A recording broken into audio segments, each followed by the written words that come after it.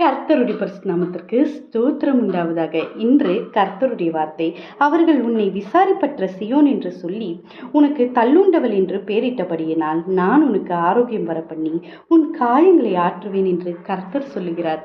எரோமியா 30வது அதிகாரம் 17வது வசனம். ஆமீன்.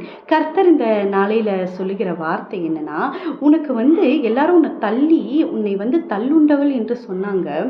ஆனாலும் நான் உன்னை விசாரித்து உனக்கு உண்டான காயங்கள் எல்லாவற்றையும், எல்லா காயங்களையும், இருதயத்தின் காயங்களை நான் ஆற்றுவேன். அவங்களும் உன்னை தள்ளினாங்க, ஆனா நானும் உன்னை அனைத்து சேற்றுக்கொன்று ஒரு தாய் தேற்றுவது போல நான் உன்னை தேற்றுவேன். உன் இருதயத்தின் காயங்களை நான் ஆற்றுவேன். அதே போல சரீர பிரகாரமா எந்த ஒரு காயங்கள் இருந்தாலோ, ஒரு அடிபட்டு இல்லை ஒரு வியாதினால இல்லை ஆக்சிடென்ட்னால எந்த ஒரு காயங்கள், எலும்பு முறிவுகள் ஏற்பட்டிருந்தா கூட கர்த்தர் இந்த நாளையில சொல்லுகிறார், என் தழும்புகளால் நான் சிலுவையில் உனக்காக தான் நான் அடிபட்டேன். உன் காயங்களை ஆற்றுவதற்காக தான் நான் அத்தனை காயங்கள் பட்டேன். என் ரத்தங்கள் எல்லாமே வடிந்தோடியது.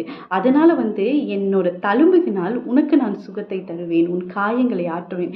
எவ்வளோ ஒரு மோசமான இருதயத்தின் காயமாக இருந்தாலும் சரி, சரீரத்தின் காயமாக இருந்தாலும் சரி, கர்த்தர் இந்த நாளையில சொல்லுகிறார், உனக்கு நான் ஆரோக்கியம் வர பண்ணுவேன் என்று கர்த்தர் சொல்லுகிறார். உன் காயெல்லாம் ஆற்றுவேன் என்று கர்த்தர் சொல்லுகிறார். கர்த்தர் இந்த வார்த்தைகளை ஆசீர்வதிப்பார். கேட்டே அவரும் ஆசீர்வதிப்பட்டவர்கள். ஆமீன், ஆமீன். அல்லேலூயா.